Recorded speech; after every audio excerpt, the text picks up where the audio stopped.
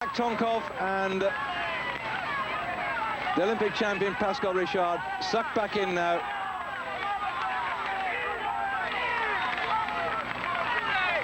I love these days in the mountains. I hope you do back at home as well, watching it wherever you are. I've had lovely letters from a lady who wrote to me in Prague. I had a nice letter from people down there in the south of Spain, down in Granada. Thanks a lot down, ex-Bradford RC, or still Bradford RC people, Helen, Jeff and David Woods. I'll try and respond on air to your letters sometime during the next few days, but the racing is so intense now. The one thing that I did get from Helen was she said that she didn't think that the cameras actually show the intensity of the climbs, because on that day we went through her neck of the woods, we went up that big climb, and she said that it didn't really, although Jimenez was suffering, it told the full story. It didn't really, the helicopters and so on didn't really give the impression. You see one of our helicopters back and how steep these climbs are. You're perfectly right, Helen. I've been over these climbs, I've driven up them, I don't ride a bike up them, but you're quite right, it doesn't come up on TV just how these climbs, how long they are. Now this long shot back will only give you some idea. If we went a long way back and you saw the way they trail up and up and up and constantly going and climbing, it's like, I don't know, riding into a headwind for like about 15 kilometres. I mean, a real strong headwind, and also going uphill at the same time. It is so steep. I mean, at the moment, it's not too steep right here, but the way they go up and up and up, and the constant effort to ride your bike on these climbs, it's just... I realise the only way you can do it, if the camera goes up when we're finished, the helicopter looks right back down the road there, you'll just see where we've come from, and you'll get the impression in these 13 kilometres of climbing just how far back it is and how much work they've been doing. You can't understand it in Great Britain if you've never been over to France or to Spain or to Italy, to realise just how these climbs, how significant they are. Of course, half the trouble if you're driving a motor car, you're on motorways which are using sculptured roads and so on, but in reality when you get off the roads like we're here, going up towards ski stations or up to no man's land, because there's nothing beyond this road, when you've got these narrow roads, and when you get to the top and you look back down where you've come from, and in the distance down below these climbs, the houses are like little matchbox. You look at them and you think, hey, they're dilly little matchbox down there, and we've come up there in our cars, and these lads go off with their bikes. On the right, Escartin, in the blue shorts, Dufo. On the left, Zülle. Zülle's psychologically chatting to Dufo now. At least, mind you, I think Dufo is a French-speaking Swiss rider. And I think that Zülle is a Germanic-speaking rider from Switzerland, so I don't know what language they're speaking at the moment. Of course, they have at least 3 languages in Switzerland. In fact, I think it's 4th, a Roman language as well.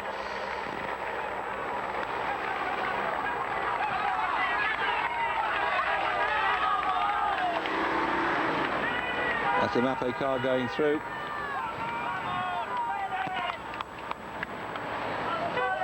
And finally at long last, Jimenez still on the front. We've got a chance. Oh, he's going to attack him.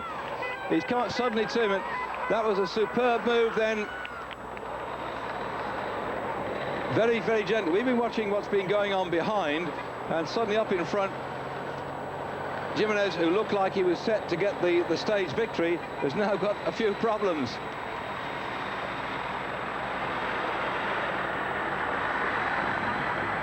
He's coming back.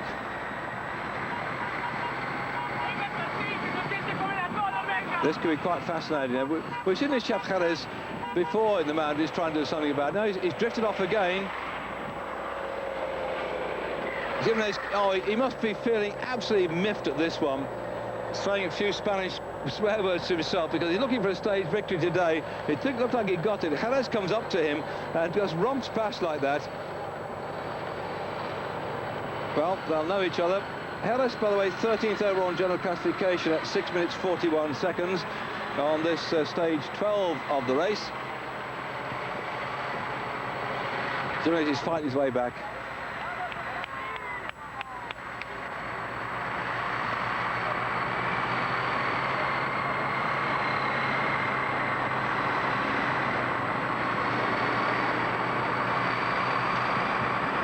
So Jerez, 13th overall, 6:41 down. Jimenez even further back on the GC, 48 at 21 minutes and 20 seconds. And after the stage victory now,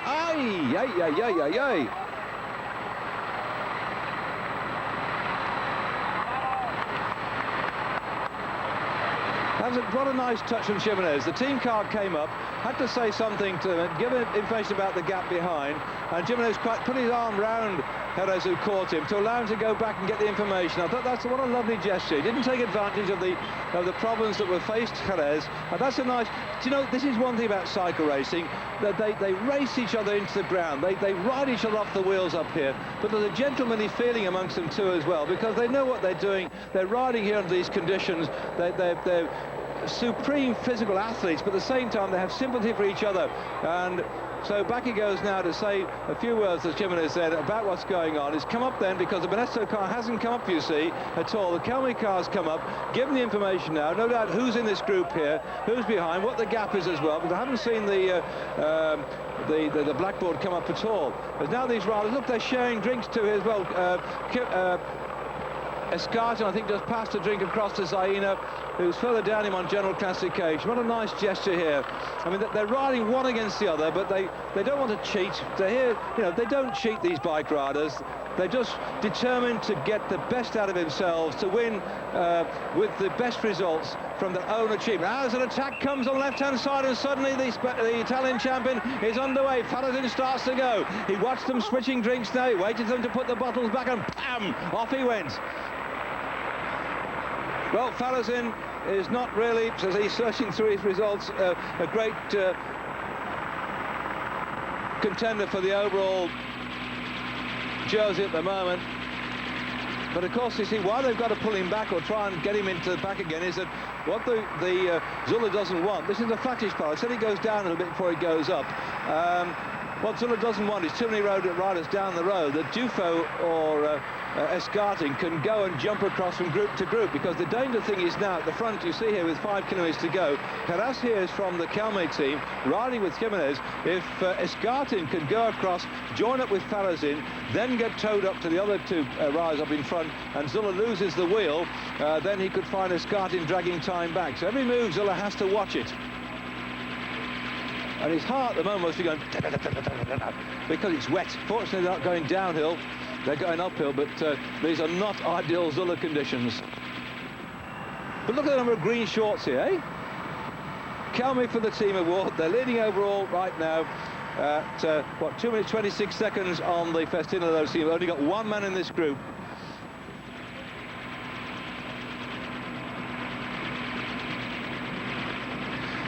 .43 seconds back then from leaders Jerez and Jimenez. Still on the chase there, Tonkov and the Olympic champion Pascal Richard. And here is the chasing group containing the yellow jersey.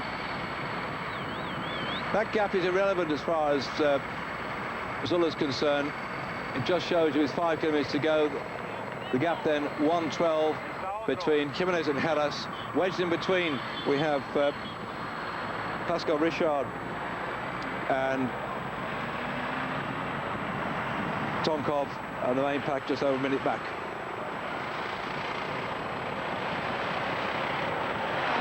So the white yellow jersey group now, in fact, 1 or 2 are coming up to it. That just shows that the speed has gone off it just a little bit here, because suddenly popped up from nowhere, we've got Ledenois, who's come across, but still in the lead. Jerez and Jimenez. Between them, Pascal Richard and Tonkov, and then the main group, well, main group, the yellow jersey group, let's call it a yellow jersey group, with 5K to go, back at 1 minute and 1 second. Come on, Dad. Tonkov on the front.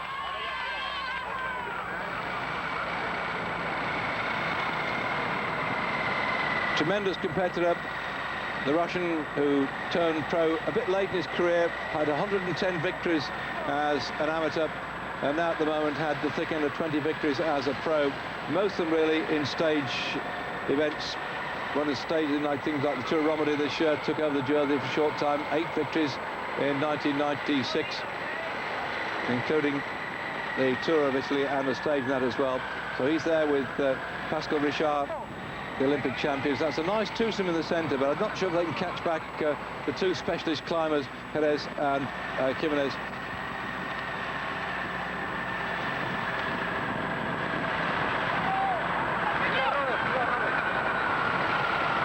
His fairly consistent climb now.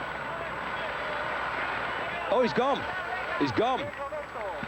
Heras has gone away. Whoa, that's going to be turned up for the books. And what a shame then for Jimenez and for Benesto, because certainly they were looking for something today, and they're not going to get it at this rate of knots.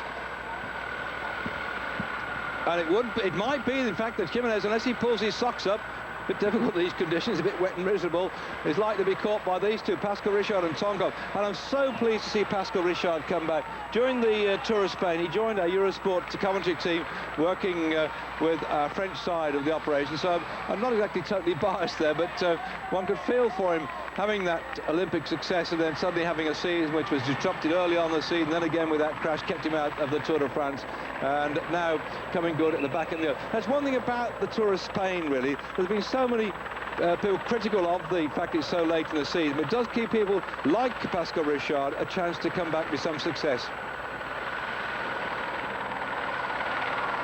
On the left-hand side of your screen, Zainab has had a second place in the Tour of Italy. What was that, last year as such? On the right-hand side is Dufo, second in this Tour of Spain last year. And in the middle, we saw the yellow jersey of Zülle. Last year's victor now still in the lead. And Heras here being encouraged by the assistant team director. That's not Pino, that's the system team director of the Calme team. That's Jose Teixeira, and he's been encouraging him to go. But look at the number of green shorts here. And yes, Doug Sollow's out there in Cheltenham. I know you want a Calme jersey. I'll do the best I can to get one for you and for me. And no, you're not allowed to patch up and cover over the Eurosport logos on the jerseys. So might we get a victory today? Well, one of my colleagues was saying when I was having my lunch, where's the champagne? And I said, well, at the end of the race. But somehow, if Calme win the stage today, perhaps Eurosport might buy a bottle of champagne. On his way toward the top then, inside the final 3 kilometres, that's I think the 2 kilometres to go sign ahead, is Roberto Heras, who's going now on his way, all being well, to get his stage victory on this, the 12th stage of the Tour of Spain. Jimenez started it all on the climb to try and get away and take the victory, but he's actually been blown out now as Lenoir starts a lone attack to try and pull back the two men in front of him, Pascal Richard and Tonkov. Out the saddle now, romping up here like it's a little sprint down to the shops for, you know, to go and get a bottle of Perrier water or some nice Earl Grey tea or something, whatever he wants for his brew up. He's now gone away from here. He was pro in 1995, Roberto Heras. He's down the road there now, ahead of these two riders here, who better get a move on, by the way, because coming up quite quickly, Lenoir is trying to cut back and catch them. In fact, you can hear the team manager in the background shouting in encouragement. Tonkov looking for a victory today to celebrate the birth of his little baby yesterday. Looks like he's not going to get it now. And I think Lenoir's been hauled back in that little group. I can see a Gann jersey there for certain, as the two riders first and second on general classification. The yellow jersey of Zülle, and the white jersey of Dufo level pegging, and alongside them, also just behind them, is Escartin, Zainab, Lenoir, Dominguez, Farazin and Clavero of the Estepona team. Nice to see Clavero going up there, by the way, because today in the VIP team cars we've got Jesus Gil, the mayor of Marbella, and of course the chairman of the Athletic Madrid football team, and his son is very much involved in the Estepona development of that great seaside area, and I think encouraged the sponsorship of the cycle racing team. And today, with Jesus Gil in one of the VIP cars there, you can see that one of his son's interests is doing quite well today, staying in that main pack up at the front of the race. We also got today a special guest, Hein Verbruggen, the UCI president. We might see him up on the roster at the end. I don't know how much time we'll have left at the end of it all, but look at the gap back now. So there's no doubt about it that the victory is going to come from the riders up in front of this group. They're not going to catch the leaders, whatever they might now do for jumping around. This man Heras has got 1 kilometre to go. He turned pro in 1995 as an amateur that year in 95. He was second in the Vuelta España for the amateurs. So he's been second overall in the Spanish amateur version of the Tour of Spain. So he knows how to climb, he knows how to sustain the effort over a long time. And there he is with 1 kilometre to go. Heras on his way through. Great to see him if he can get this victory here. I like to see young riders who come through the ranks, who've been allowed a bit of freedom to have a go. Often they get submerged in the tactics as they're the Olympic champion, followed by Tonkov, second of the Giro d'Italia. See how his jersey here, see the rings he's got on his jersey. Pascal Richard said that he's sponsored by Casino, but why isn't there a jersey? I'm an Olympic champion, can't I have an Olympic jersey? What he's done there, of his own badge, he's put those Olympic rings in a place where it normally says Casino. And I think that's right. I think if you're an Olympic champion, there's some way you should be able to show that champion on bicycle racing. 1 kilometre to go then. The Olympic champion now trailing in third spot behind.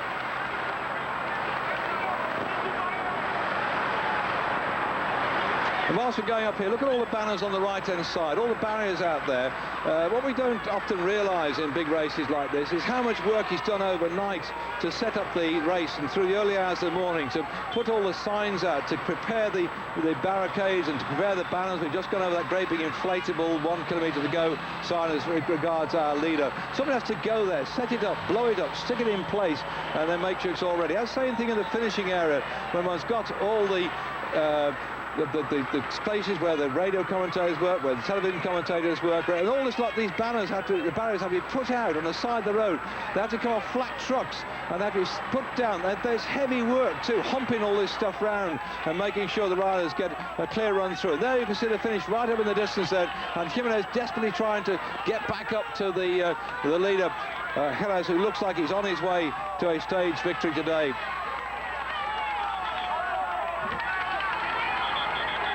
This lot now not in contention at all for the stage victory today.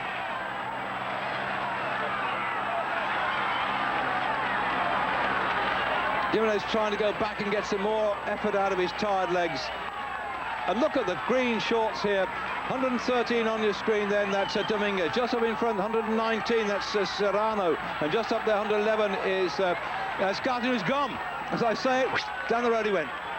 On y va. Or the French equivalent of that is, the Spanish equivalent of that is. No, he's just gone to the front to make him, let him know that he's still there. It's going to be a triumphant ride into the finish here for this lad. A tremendous performance then to go up to Jimenez, left the group, and for Jimenez a great disappointment. As the victory is going to the Calma rider, coming across the line now. Jerez taking a comfortable victory. This new pro, this new man on the block, I say second in the amateur tour of Spain in 1995. He's now gone past the great man Jimenez, who finished 8th in this year's Tour of Spain. A great success then for this young man. Very pleased indeed with that one. I'm sure there'll be some celebrating in the old camp tonight as far as the Calmo team are preserved. And of course, they're sponsored by Costa Blanca and Eurosport. Yes, perhaps it'll be champagne for all round tonight. I'll have to go and search the piggy bank to see if we can afford that. Zayn has prized himself away. Then we have Escartin, but Jimenez coming in here for a second spot. But where at the moment it's Pascal Richard and Tonkov. Here comes Richard just ahead of Tonkov, so that's second, Jimenez. Third. Turn your back, Mr. Official. Oh, some of these people just wandering around there as the third place man comes in.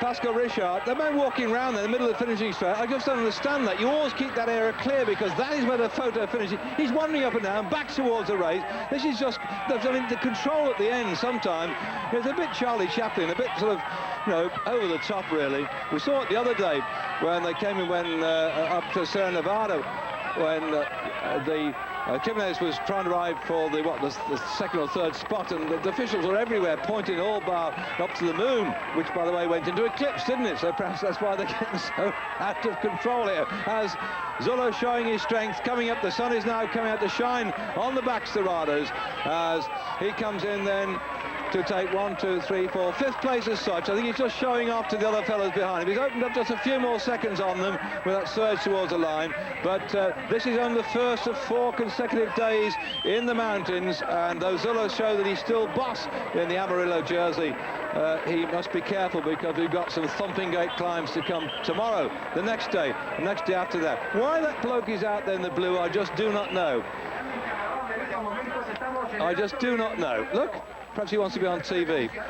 Oh, well, that's our top 8 or 9 riders in.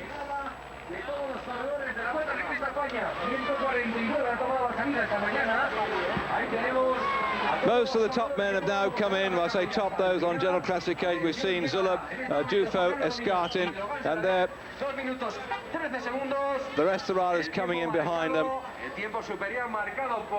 Really have had a tough old day in the saddle. There's Claudio Kipucci, I think, just coming in. And our gentleman in the blue shirt is determined to cause trouble for all and sundry. Why don't you lie down on the finishing line and get run over? I don't quite know what he's doing there. I've never seen this before. And so, well, he sort of organises things out at the top of this mountain. I know they've got to keep going on through because there's nowhere else to go once they get there. They've all got to sort of get in the team cars and wait till they can go back. Yes, keep going, but there's nowhere to go. The road stops just down the road, but I think what he's trying to do is stop people going back down the mountain, which they won't do because the team cars are further down. The team vehicles are further down too. But they'll all get themselves sorted out into the coaches. Take some time for all the riders to come up here before they set off back down to the hotels for the night. But what a great success then for the Kelme rider, sponsored by Kelme, Costa Blanca and Eurosport. For Roberto Harris, then second in the amateur Tour of Spain in 1995. He's now come good in the senior ranks. He showed a superb performance. Out did all the Kelme team. They had 4 men in the top 8 places as such. But nevertheless, the overall classification will stay the same, with Zülle still ahead of Dufo, Escartin back in 3rd spot. The top 3 will still be the same. But as far as today is concerned, Kelme going to be very pleased indeed with a victory then for Jerez. Join me tomorrow, David Duffield. We've got more in the mountains. Could be quite an interesting day. Till then, hasta mañana.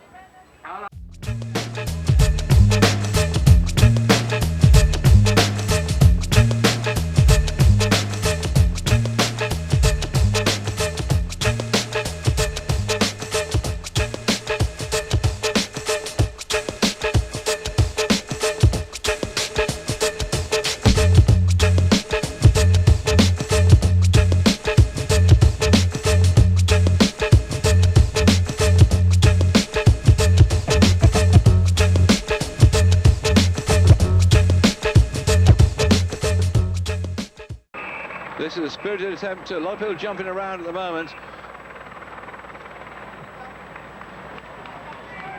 No, it's not enough.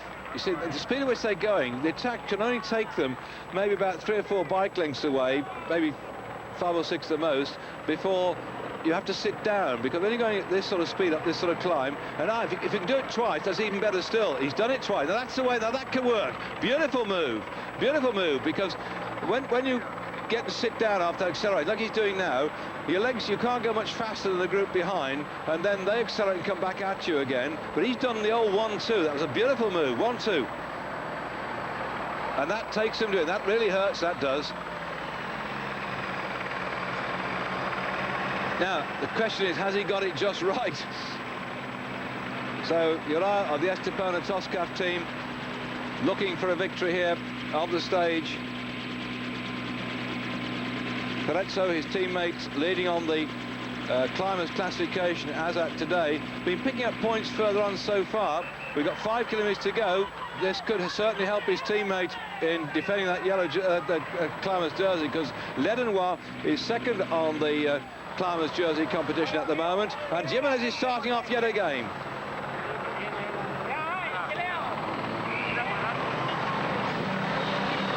So, as the one rider's gone away, the rest of the bunch don't quite know what to do.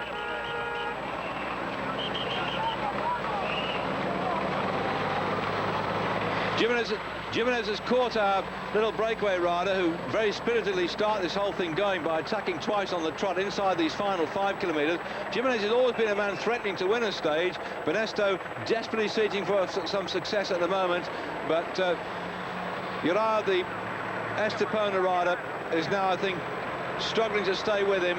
And in the background, the clouds are beginning to mass and the dampness is likely to fall, and it's getting very somber and very dark and very dismal. But the race is going full bore at the moment, and Jimenez, the one who's lighting up the scenery, moving up towards the top of this long, long climb. And up comes, is it Carreras again? We've got another attack then from the Kelme team, and our camera's gone back out of the slot at that particular time. Great disappointment then.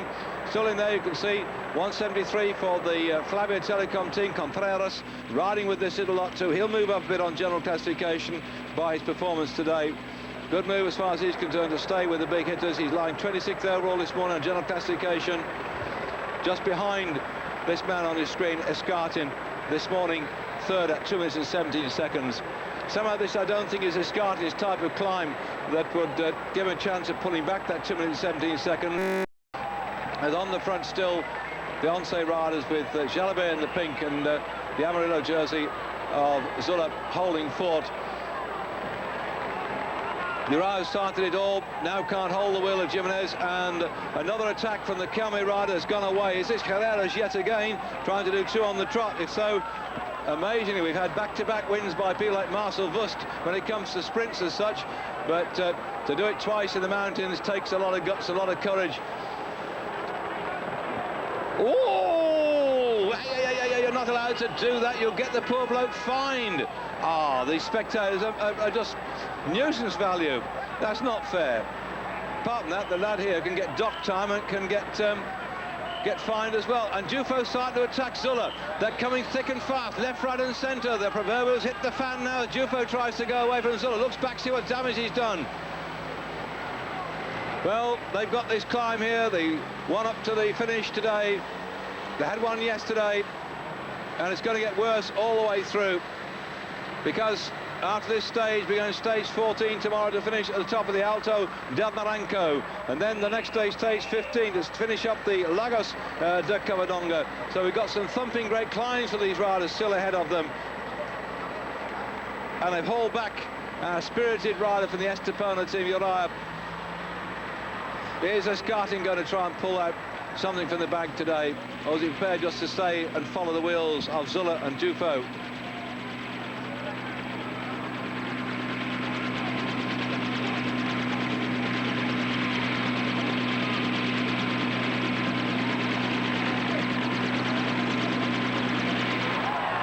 And Tonkov has gone too. Well, everybody having a go. Tonkov now gone past Jimenez and still down the road. I think we've got one little leader from Kelme, but they're going all over the place. Our camera's not following that well, so you stick with me and keep your fingers crossed. We'll pick it up, because there Tonkov has gone ahead of Jimenez. Tonkov wants that stage victory for his son Nicola, and he tried yesterday to do what he could to get up there, but failed in the end. He finished in fourth spot yesterday, did Tonkov. A massive crowd now beginning to cheer on this one. You can see why the spectators in Spain love their cycle racing. They've got a Spanish rider here, Jimenez, the national champion, chasing after Tonkov. The enormous crowd here making a tremendous din and encouraging these stalwarts of the road. And Tonkov is romping away, absolutely romping away. Jimenez, you can see, is really pushing too big a gear. He's just got to try and force his legs round. He's desperately searching for more power. Push, push, push, but it's not happening, it's not happening, it's not happening. Desperately trying to stay with some momentum to keep away from this little group here, Jimenez. But it looks like it may be to all to no avail, the way that Tonkov has rocked off the front. But I still think up in front we've got one Kelme rider. Forgive me if he's been caught, but I didn't see that. But certainly Tonkov here looks good.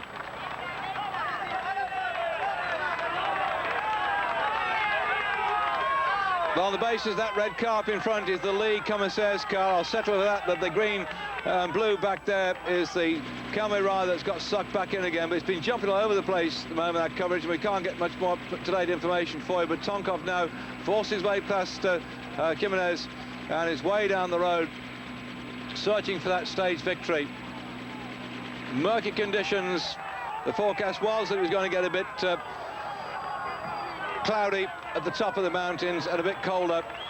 They promised some rain at the back end of the race. It's not happened now. There's Zülle in the yellow on the right for Once. in the blue and the white, Jufo in the middle of your screen. The two in green and white and blue are the Kelme riders. Escartin wedged between Jufo and Zülle. You've got the top three in this great Tour of Spain on your screens now. And this man then searching for that stage victory, Pavel Tonkov, second this year in the Tour of Italy, winner of the Tour of Italy in 1995. A man who actually was scalped by Zülle in the Tour of Switzerland some time back when he tried to win it, and Tonkov was beaten, what? Or did he been 2 days, that's right, before the finish. Oh, there you go, Escartin's going to attack now. Escartin gone off with Jufo and Zülle. They've dislodged Zaina. So Escartin and Jufo trying on both sides to put the pressure on Zülle. And where is Jalabert?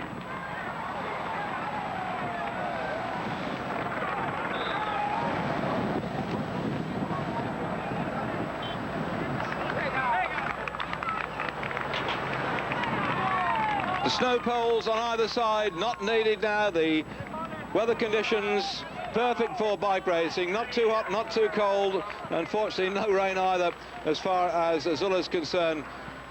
But Tonkov really has set the pace.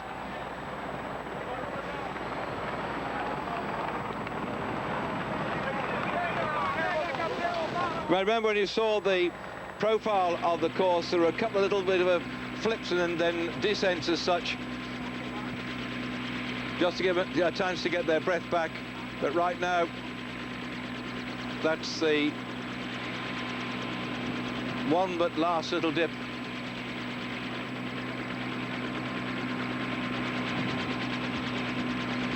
The Bifrest prior to that little descent enabled the chasing group to get back again, so we've got about, what, 8 riders now coming up after Tonkov, who's launched that lone attempt to get away. And in between them, there is Jimenez, between Tonkov and that little group on the left-hand side of the screen. Again, the Kelme team looking good at the moment. 2 on the front, one of them including Escartin. In the yellow still, the overall race leader, the Amarillo jersey being worn by the Once rider Zülle. He's got with him Jufo, so the first, second and third overall in general classification are there.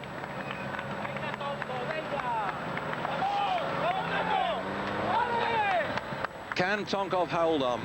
He's inclined sometimes to go a bit over the top and push it a bit too much.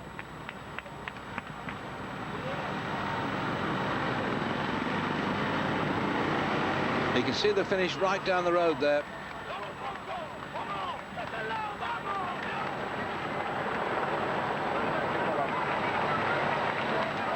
They want to decide to come back again. Ledenoir's caught back up again. Also, they've got the Contreras that got back from Flavia Telecom. So 8 men here, 2 down the road. In total, there's 10 of them. There's a big TVM bus. I mentioned earlier on that when they had the rest day, they had to travel the night before. Some of them in the team cars, some of them could go in the very nice buses. And imagine the man who drives that bus, he has to trundle around all over all the big tours, all the big stage race, everything else, puts in stacks of miles driving that bus. He has to get out early in the morning, come up here, park his vehicle, wait for the race to come through, then collect the team and take them back down to the hotel.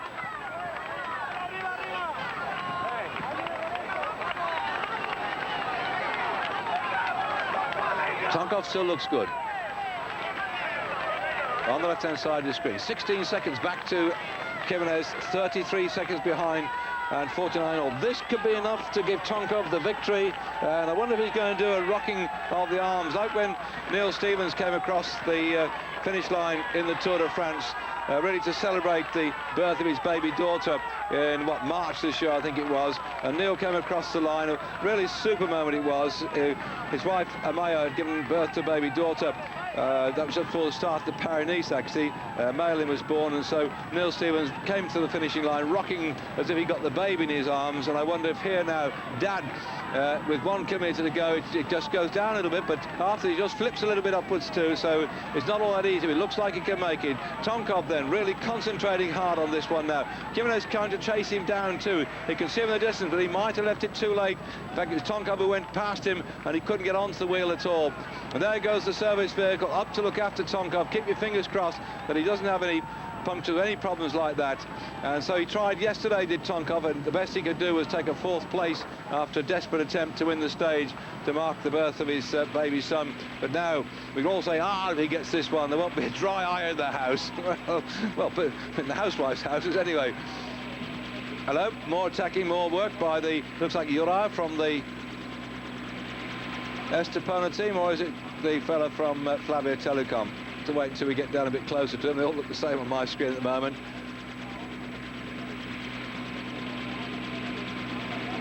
Inside that final kilometre. And Tonkov now, really, it's going to be a ceremonial run in towards the finish to get this stage victory. First time he's got a stage victory in the Tour of Spain. And he's going to ride in now confidently. He won a stage in the Tour of Switzerland back in 1993, just the year after he turned pro. He went on to take another stage in the Tour of Switzerland and also finished second in 1995. But then he went on to be the winner of the Tour of Italy in 1996. And now he's coming in here to take a victory for the first time in the Tour of Spain. Pavel Tonkov, I'm sure, dedicating that one to his new son, Nicola. Well done. Brilliant. I love it. That's great. I bet Mum back at home, sitting in hospital with the old telly going, is really jumping up and down now. Great. Perhaps little Nicola can have an extra helping of whatever he's having tonight. Dear me. Gosh. Now remember when they have his birthday, won't they? Every time they have the candle, say, right, this is, you were born, you know, 1 year ago, and by the way, the day after that, also 2 days after that, your dad got a stage victory in the Tour of Spain. So they'd have another candle on the side for that as well. 31 seconds to Jimenez coming in. Then Dufo now trying to come through to pinch 4 seconds, because first is 8 seconds, but 12 seconds, then 8, and then 4. So 4 seconds bonus, and yesterday he lost 4 seconds to Zülle, and now he's going to try and get him back in the bonuses, and he does. So he gets 3rd spot and 4 seconds bonus, just ahead of Ledenoir, Skartin, Dufo, Zaina, and Uriah, and the rest of the pack coming in here, including Laurent Jalabert. So that's Farazin coming in. Jalabert has been very spirited all day. Finally blew at the back end of the race. And then Gassas for the Lotus team coming on behind. And again, you can see we've got 3 of the Kelmy boys finishing up in the top 10 place. We had 2 of them finish already. The 3rd one coming in here. I think it's Jerez coming in now. So they're certainly going to be in there for the team victory again. The weather's getting nasty. The dampness is beginning to fall. The precipitation will be with us any moment. But today, a victory for Tonkov.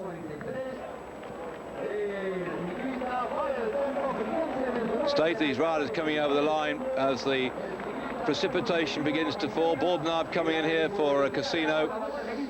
Well, they threatened we'd have rain, and we've got it now. Many of these riders very happy, I think, with the conditions of the weather, except for this dampness. Now it's been quite a good, nice day to go bike riding as Ledenoir works his way back down. But we're having now another look at slow motion action replay of Dad Pavel Tonkov celebrating the victory and also the birth of his baby son a couple of days ago. Young Nicola won't be old enough to know about this now, but as he gets old, I'm sure Dad will show him the video and say, that's where I was, that's why I couldn't be with you to hold your little hand when you were born, but I've got you a victory in the Tour of Spain. Brilliant.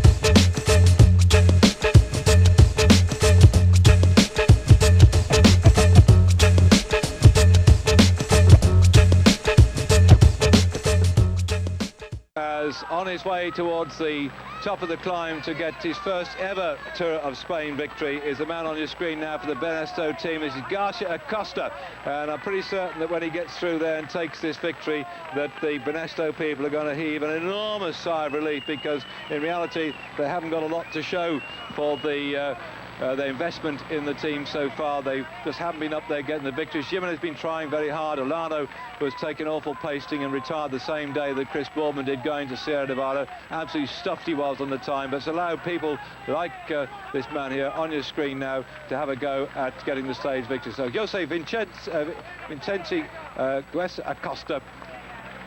It's a long name, isn't it? Jose Vicente Garcia Acosta.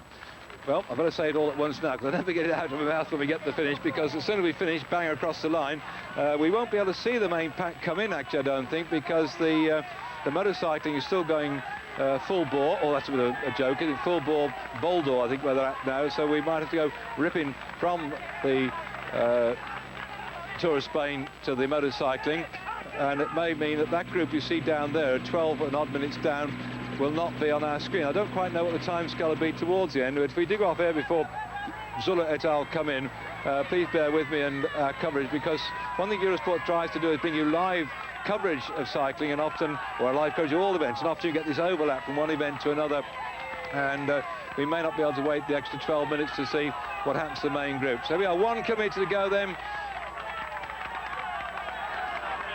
And they know now they've got a Spaniard in the lead. In fact, not only that, comes from not far away from here, because Oviedo up in the north of Spain, and I'm trying to work along and look at the maps to see how far he's likely to be from his home ground. It's not that far, I'm pretty certain of that.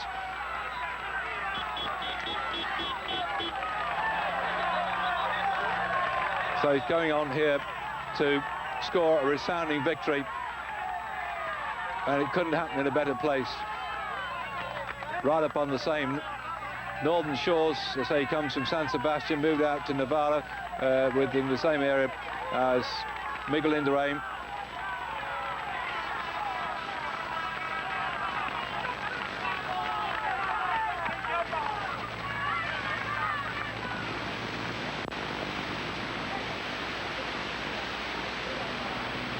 Oh, sorry about this, by the way. We seem to have lost it all as we now go for one of our freeze frames.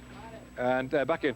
So the timescale could mean that we won't see this lot come in. They're just going through Oviedo now, and then they'll be coming up that climb. So it might mean that we're not going to see the main bunch come in as they go through this town, where it's, you know, this time it's quite moderate climbing, quite a reasonable day today, and somehow I'm just looking down there to see. It looks like some of the screen appeal going on the front. I can't quite understand what they're getting so excited about now, because that long drive up towards the finish isn't going to suit them at all, and they're only going to be going for 6 spots as such. But and there's no points at stake in any of the sprints. They've all gone now. So we're going through Oviedo, now rebuilt. It was very much bashed about, by the way. The extreme socialists in 1934 were then absolutely beaten to pieces by the General Franco and General Godet. They also had an enormous siege in 1936 and 1937, but you can see now enormously rebuilt since then.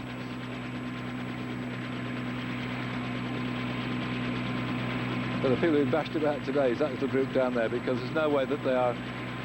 Oh, gosh. No wonder we're losing pictures then.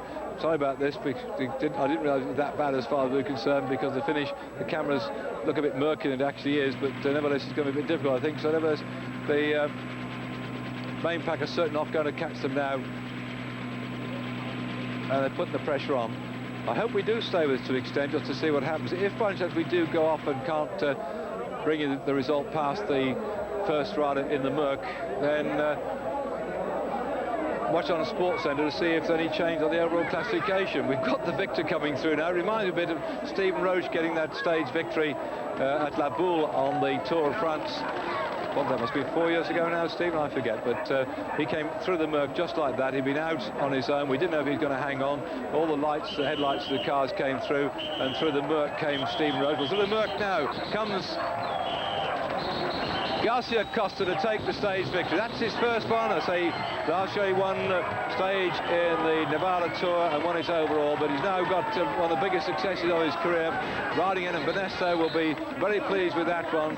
You can almost hear the sigh of relief from the bank, which is one of the biggest banks in Spain. They put all that money into a bike racing team and they hadn't got much to show for it. So there he is. This is the strop. You've ridden a bike for like 160 odd kilometres. Try and work it out. They went after it's the fight of the microphones. Talk about excitement. If you just all quieten down, lads, you know, and take it easy and do it in a controlled way, you'll still get the stories. Let the bloke get his breath back. So who's going to get the stage second spot? And it's going to be Piccoli, who won the stage the day, not yesterday, but the day before. Piccoli riding in to second spot. That's another good performance from him. And for my money, it might be Nelson coming through. No, it isn't. Oh, it's Thibaut from the Cofidis team coming in here now. Another long-standing pro. Rode last year with the Motorola squad.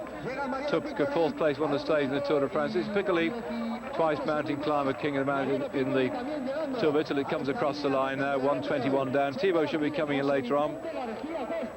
Always been a man who's been picking up place in the top 10 places. He's not got himself an out-and-out victory for some time now. He did win the Tour of Bern in 1992, but I think he's searching still for that elusive top victory for him, and he's now crossed the line in third spot.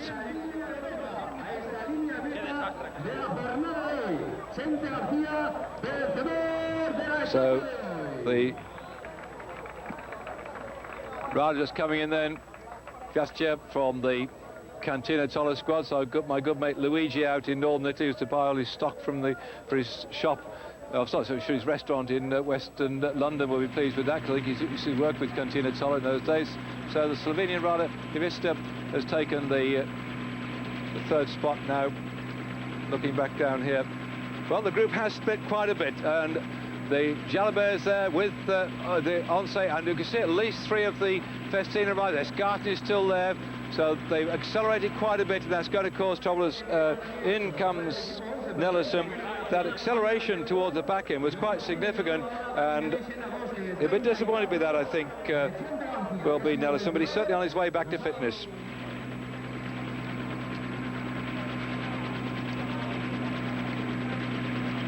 There, the yellow jerseys of the Once squad, and guess who it is? Yes, the man of the match every day, Lineta Borussia.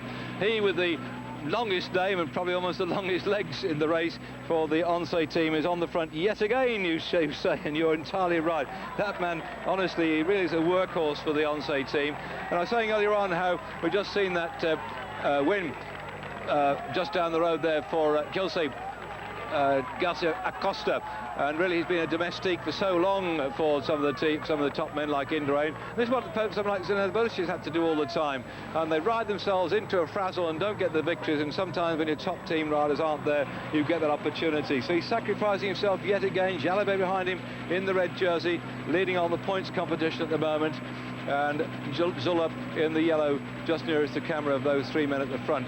Then in the green and white, that's Escartin just bouncing out the saddle. The blue and white colours, I can see Jufo is there at the moment, together with Neil Stevens there for Festina. Quite a number of Festina riders still in contention. Right at the top of your screen, that's Claudio Chiappucci still with them as well. So the pace at the moment has been fairly consistent but not vicious, and I think they're going to ride themselves through into this one. Maybe just looking for the odd few seconds if they can split it up towards the back end, but tomorrow could be the day when they really have to throw down the gauntlet. If anybody's going to give Zülle a rough time, it has to be tomorrow. Jalabert riding off the front here now, looking very comfortable, towing Zülle with him. And see Lineta Borussia now pulling over on the left-hand side. He's done his work, he's been there all day today, just keeping an eye on things, and now he does drift off the back and ride in his own pace, be ready to try and do the same thing again for his team leader tomorrow.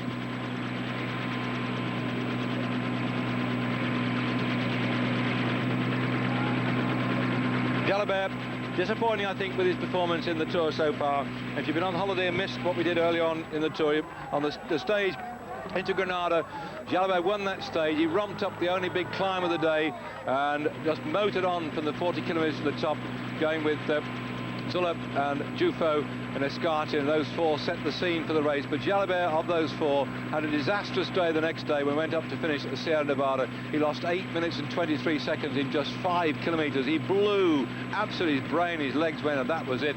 So Jalabert now is doing a great team job here in the red jersey. He is the world's #1. He scores so many points throughout the season, and one wonders really if Jalabert said, I'll ride for this race and that race and just try and contain my exuberance, whether he might have even more success. I mean, he has been successful. He has won this race. He has taken the green jersey in the Tour de France, but he bit like Sean Kelly, rides so many things. There on the front you see Tony Rominger covering that collarbone broken in the Tour de France. There, Claudio Chiappucci desperately searching for some form which will give him a good ride in the Tour of Spain to give him a contract for next year. And if I was a team manager with a few bob to spare, I was looking for somebody who could pass on a lot of experience to other riders, I'd have to consider Claudio Chiappucci, if only they could afford him, I suppose, because he'd been riding a bit expensive. That's why he's been dropped from his team now, because they've recruited 1 or 3 other riders in his place.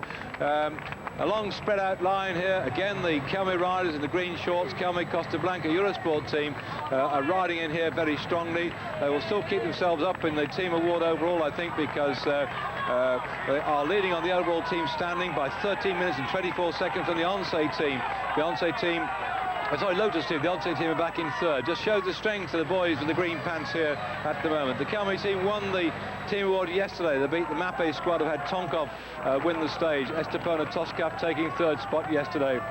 On the King of the Mountains, coming to today's stage, Cerezo was the leader with 69 points. Laurent Dufaux had 60 points in 2nd spot. I'll have to just check down here to see if Cerezo's made it in this group, because there's Dufaux in the blue and white. He's lying 2nd on the King of the Mountains competition at the moment. The Estepona rider, we're desperately keen to stay in here because we've seen the top 5 riders go through. So no, the man who wins this group here will only collect 10 points for his position on the King of the Mountains competition. So if he gets 10, yeah, Dufaux could get 70 points, and if Cerezo is not with this group, then he could lose that King of the Mountains jersey. But somehow I'm not sure if that will happen, as whether Dufaux can climb away from this group and get that 10th spot and snaffle the King of the Mountains jersey. He'll know what he has to do. Oh, sorry about this. There is a whitish coloured jersey there, so perhaps Cerezo is still in with a shout, because the points go down from to 12th spot overall. 1 kilometre to go. So there's a lot of battles going on. The jersey is still very much at stake for the King of the Mountains competition on this stage, with just those 9 points separating Cerezo from Dufaux and Jimenez. I'll have a quick look now at what happened on the earlier climbs before that 5-man group went away. And the attack's coming in again. Kelme are going to do what they can to reinforce their position as the best on the team award at the moment, and they're being very quickly marked out by the underdogs of the race. The Flavio Telecom rider nearly slammed into the back of the Telecom. Oh, Dufaux's been distanced at this one. Oh dear, he's losing a bit of time here, and Zülle's looking back to see what damage is done, and Zülle's going to push on here. Escarte is still in there, and one of the Spanish, I think that's Serrano of the Spanish team, the Kelme team, just behind Dufaux. Dufaux's now about to try and put some gap between him and Dufaux. Zülle now seen Dufaux in trouble. Serrano hangs on, behind him Zaino, and then behind him one of the riders from the Flavio team, and I think that's might be Contreras, and Zülle now is riding away up the front. He's going to put more seconds between him and Dufaux. This is a powerful performance by Zülle. He's always done so well on this climb in the past, and he's not going to be up there in the top 3. He could take the 6th spot, though. He was 5th here last year. He was 3rd in 95, 3rd in 94, 3rd in 93. He knows this climb like the back of his hand. It's one that seems to suit him, and now he's left that group of riders behind him and riding up there on his own.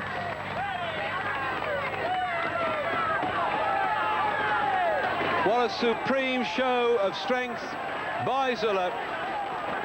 In fact, no, it's the Estepona rider. I think it's Cerezo that's coming through. No, it isn't. It's his team leader. My mistake, I'm jumping backwards and forwards here. That, in fact, is the rider from the Estepona team, Clavero, who's still hanging on here. Number 81. And what damage has Zülle done? He really has sorted things out, storming in here.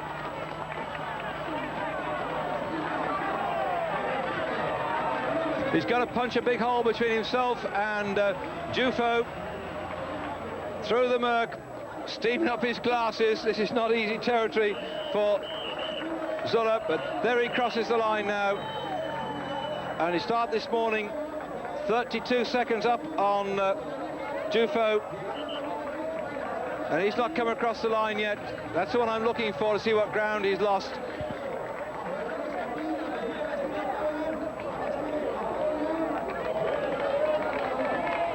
That's it, he's lost 21 seconds. So 21 seconds of difference, and certainly Zülle's performance, he took a few more seconds out of Escati, but Escati's start this morning 2 minutes 17 seconds down. So in reality, I think what Zülle was determined to do was to make life difficult then for Dufo and pump some more time between him, and that's what he's just done on this climb. They left it very late to go, and you can see they were hauling back leaders, but they didn't do enough to actually disturb the overall victor today, who romped in there, Jose Garcia Acosta of the Banesto team, who's taken the stage victory in tremendous style. The rest of what was a big pack at the bottom of this short, sharp climb now drifting in. There's our man in the centre who's determined to get himself on television, all run over as the case may be. The fellow in the blue jacket on the right, as through the murk comes our stage victor today, Jose Vicente Garcia Acosta of the Banesto team, scores their success they've been looking for since this race started.